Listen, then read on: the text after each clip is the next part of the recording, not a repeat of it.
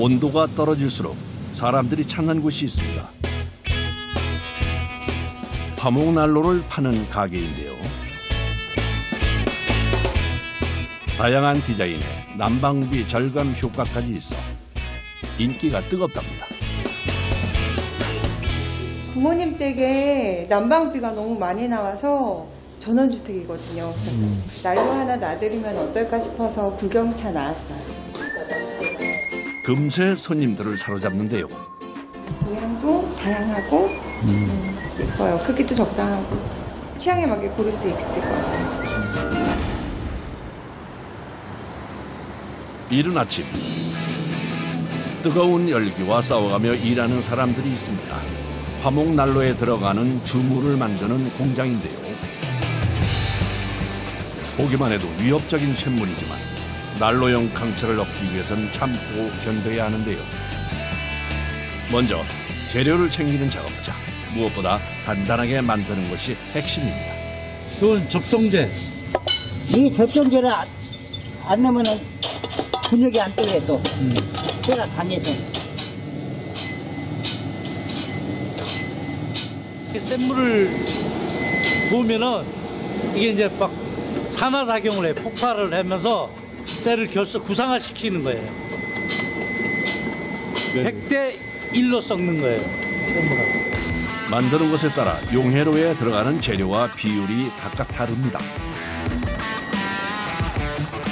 화목난로용 주물은 기본 쇳물에 마그네슘과 세륨을 넣어주는데요. 이렇게 만들면 일반 쇳물보다 한 단계 더 강한 쇳물을 얻을 수 있답니다. 난로다 보니까 크리기 가거나 깨지면 안 되잖아요. 그래서 이제 그 철을 이제 구상화시키기 위해서 마그네슘과 세륨을 넣어서 철을 결속시키는 거예요. 단단하게.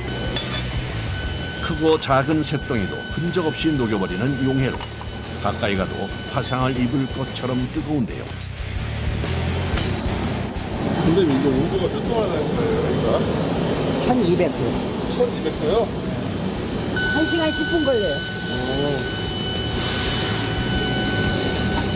용해로에 쇳물이 녹는 동안 부지런히 움직여 다음 작업을 준비합니다.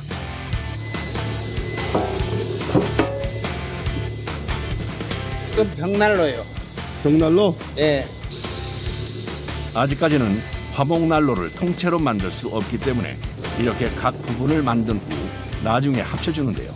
먼저 금형틀 위에 모래를 퍼서 올립니다.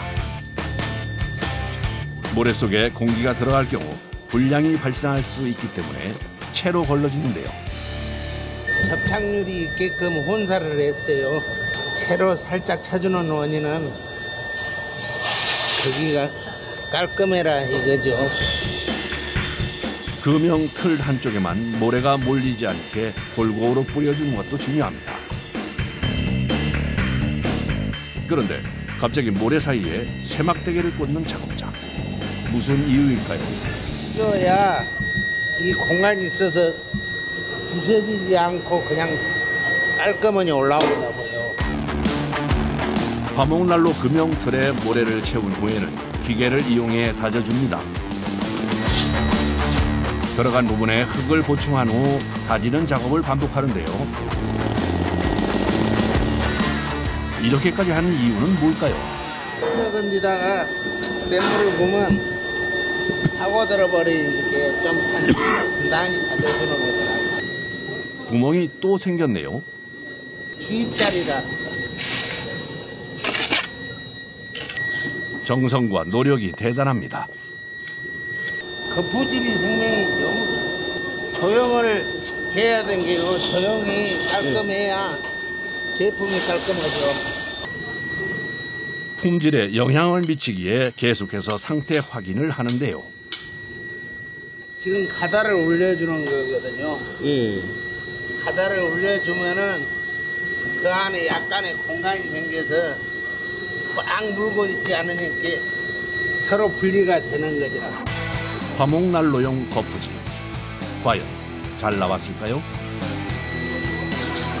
기포가 생긴 것도 없고 모양도 잘 나온 것 같은데요.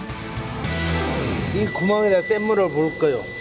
아, 저기 구멍? 예, 그러면 이제 지금 요거도 연결돼 있거든요. 예. 그러면 이제 그 샘물이 요리 들어가고 여기 들어가고 아, 두 군데? 얇아서 두 군데를 하는 거라. 샘물 들어가는 구멍이구나. 네. 근데 그걸 이제 통로를 해주는 거잖아. 따지고 보면. 모래가 샘물에 닿으면 표면이 울퉁불퉁해질 수 있어 남김없이 날려줍니다. 그리고 붓에 물을 묻혀 거푸집에 살살 칠하는데요. 모래가 부슬부슬하잖아요. 예. 촉촉하게 물칠을 해주는 거죠. 거의 모든 작업이 수작업이고 계속 살펴봐야 하기 때문에 숨 돌릴 틈도 없이 바쁘게 돌아갑니다. 다행히 이번에 만든 것도 옥에 티 하나 없이 잘 나왔습니다. 난로 꽃무늬가 참 선명하죠? 두 개를 마주보게 만든 후 하나로 밀착시켜줍니다. 틀어지면 불량이 발생하기 때문에 정확히 맞춰야 합니다. 그리고 꼭 해야 하는 일이 있습니다. 거푸집 위에 무거운 돌이나 쇠를 올려놓는 것인데요. 샘물을 불라니까요. 샘물을 부으면 압으로 떠버려요. 100kg면 300kg를 올려줘야. 이제 샘물을 거푸집에 넣을 준비가 끝났습니다. 그 사이 용해로에서는 샘물 속 불순물을 없애기 위해 석회석 가루를 뿌리는데요. 이런 게 다 불순물이에요. 이거 다 불순물이라고 이게. 그런데 여기 이거 불순물을 다 걷어줘 버려요. 긴 세월 동안 샘물을 봐와서 불꽃 색깔만 봐도 상태를 알 수 있다고 합니다. 이게 여기 불꽃 올라오잖아요. 불꽃이 어느 정도 올라왔다. 그러면은 이게 열도가 맞는 거예요. 녹은 샘물은 다음 작업을 위해 다른 도가니로 옮겨 담습니다. 1200도의 고온이라 옆에 있다가 갑자기 튀기라도 하면 크게 다칠 수도 있는데요. 그만큼 극한의 작업 환경이죠.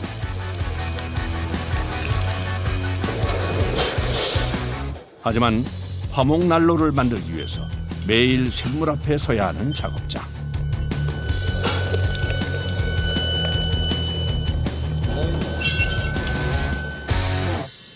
그룹에 따를 때 정확히 이걸 대줘야 돼요. 그게 이제 숙달된 사람들은 그냥 대면 딱 맞는데 초보자들은 잘 안 맞아요. 그러면 물이 막 튀어가지고 화상을 입을 수 있어요. 이 일이 익숙해지기까지 오랜 시간을 샘물과 함께 했는데요. 하지만 예고 없이 찾아오는 것이 사고이기에 잠시도 방심할 수는 없습니다. 이 샘물이 얼마 안 돼 보여도 한 번에 옮기는 무게가 약 20kg. 거푸집에 넣는 순간부터 굳기 시작하기 때문에 꼭 두 사람이 호흡을 맞춰 동시에 넣어줘야 합니다. 이 빨리 들어가야 이 물건이 형체가 나와요. 혼자 보면은 좀 불가능해요. 그래서? 예. 이 면적이 크다 보니까 물이 들어가는 속도가 빨라야 돼요. 그래야 굳으면서 형성이 되니까는. 그리고 샘물을 한 번에 쭉 넣어야 불량이 생기지 않는답니다. 그런데 이게 무슨 일이죠? 이 흙 자체에서 가스가 발생해요. 그 가스가 그냥 불이 돼버리죠. 이제부터는 기다림의 시간. 작업자들은 무슨 생각을 하고 있을까요? 잘 나와야죠. 처음에 조용할 때부터 잘 나오기를 바라면서 하는 거잖아. 화목난로가 세상에 나오기 위해선 최소 하루의 시간이 필요한데요. 전날 작업해놓은 거푸집을 먼저 확인해 보기로 합니다.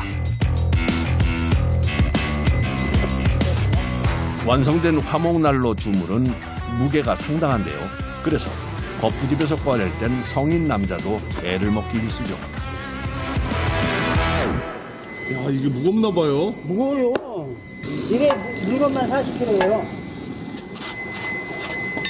무거운 무게만큼 뛰어난 내구성을 자랑합니다. 그래서 오래 사용할 수 있다는데요. 철판 같은 경우는 수명이 짧죠. 네. 이제 이 철판은 열을 먹으면은 이게 막 움직이고 틀어지고 그래요. 주물은 그런 게 없죠. 여기까지 완성된 난로는 다음 과정을 위해 또 다른 공장으로 옮겨집니다. 주물 한 개의 무게가 약 40kg이라서 지게차가 없으면 안으로 들여놓는 것조차 힘듭니다. 난로 주물이 한 자리에 모였는데요.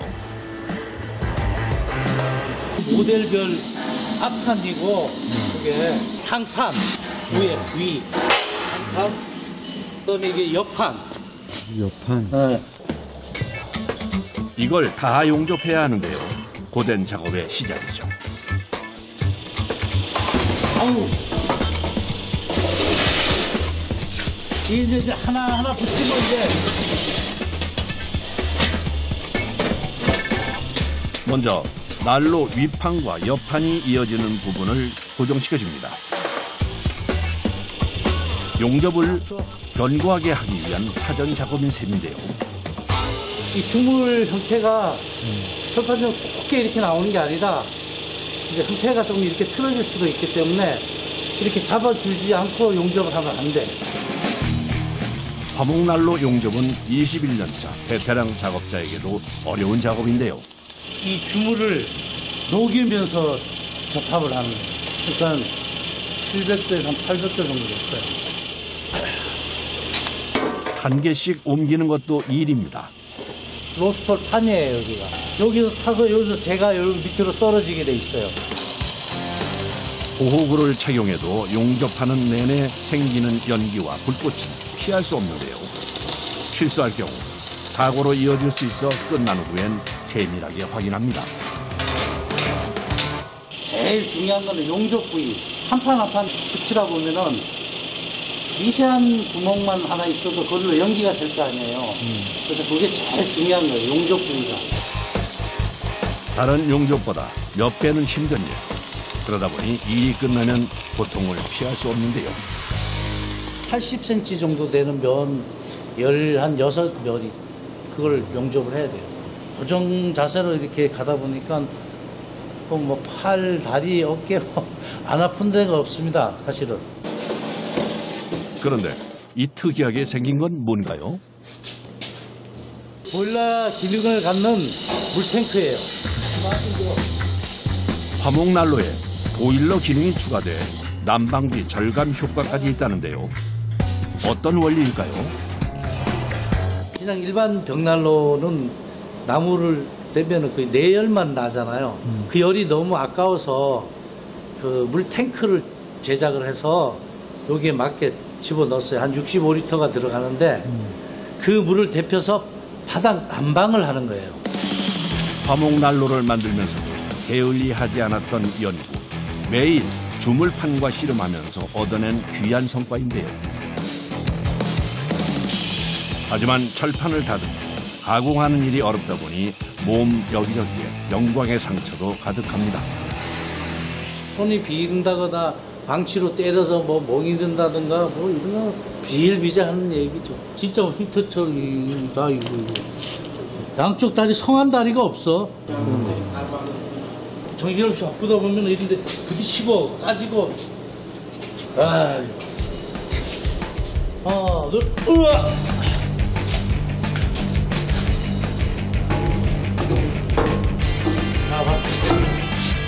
계속되는 용접에 눈은 침침해지고 손목이 욱신거리지만 마지막까지 침착하게 작업을 마칩니다. 자, 이제 완성된 겁니다, 이게. 작업자의 노고가 고스란히 느껴지는데요. 하지만 아직 완성이 아닙니다. 자동차처럼 도색 작업을 해줘야 하는데요. 도색실에서 화목난로 전체를 검정색으로 정밀하게 칠해줍니다. 이게 이제 초벌이에요, 초벌. 이어지는 재벌 작업. 여러 가지 색 중 검정색만 사용하는 이유가 있다는데요. 난로 실내 안에서 나는 최고 바닷짐 날 때 900도까지 나요. 그럼 팬트가 다 벗겨지니까 200도 이상 견딜 수 있는 도료가 없어요. 검정색밖에 없어서 검정색으로 두들겨 칠하는 거예요. 이제 마지막 작업만 앞두고 있는데요. 화목난로 안에 들어가는 부속품 넣어주기입니다.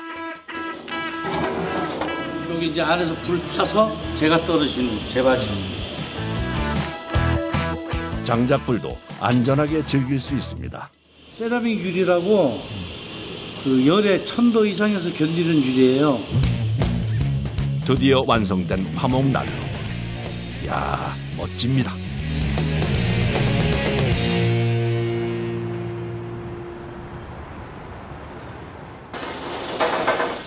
바로 난로를 주문한 고객에게 배송됩니다. 무거운 주물로 만들어 옮기는 것도 보통 일이 아닙니다. 야, 가서 땡겨. 안 내, 많이 안 내려오겠다. 하나, 천천히. 어디세요? 들어. 어디요?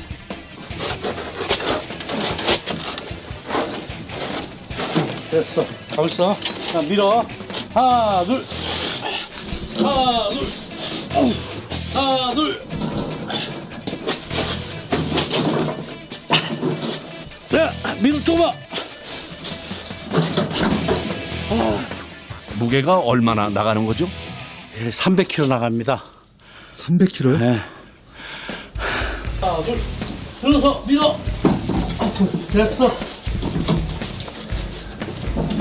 자. 무게 때문에 바닥이 손상될 수 있어 바닥에 내리기까지 작업자는 온 신경을 집중합니다. 지그재그야.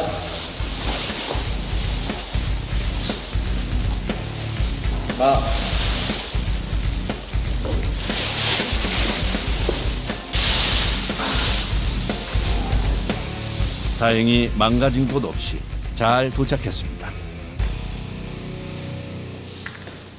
옮기는데 체력을 다 쏟아부어 지친 상태지만 작업을 더 늦출 수 없기에 서둘러 연통 설치에 나서는데요.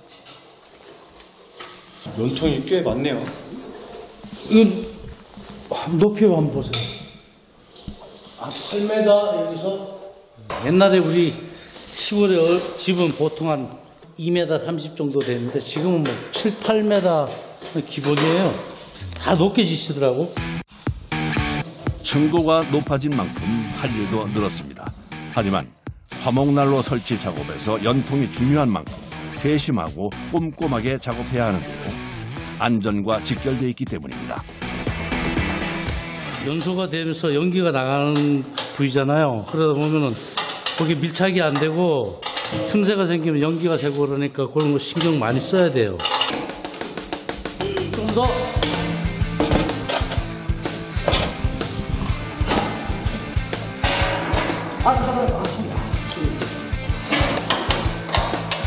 연통 연결을 마무리하기 위해 이번에는 옥상으로 향합니다. 미리 작업해놓은 구멍으로 바깥 연통과 안에 있는 연통을 연결하려는 것인데요.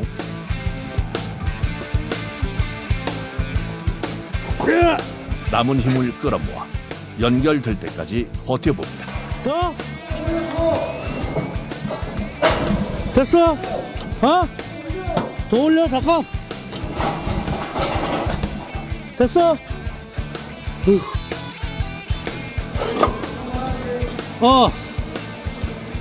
힘자매 맞춰. 이 무게가 있으니까 많이 힘은 들죠. 장비가 올 수가 없으니까 산중이라 전원주택은 야 이렇게 수작업을 손으로 할 수밖에 없어요. 그래도 합이 잘 맞아 이만하면 수월하게 끝난 편인데요. 마지막으로 연통을 피로부터 보호해줄 가림막까지 씌워주면 설치가 완전히 끝납니다.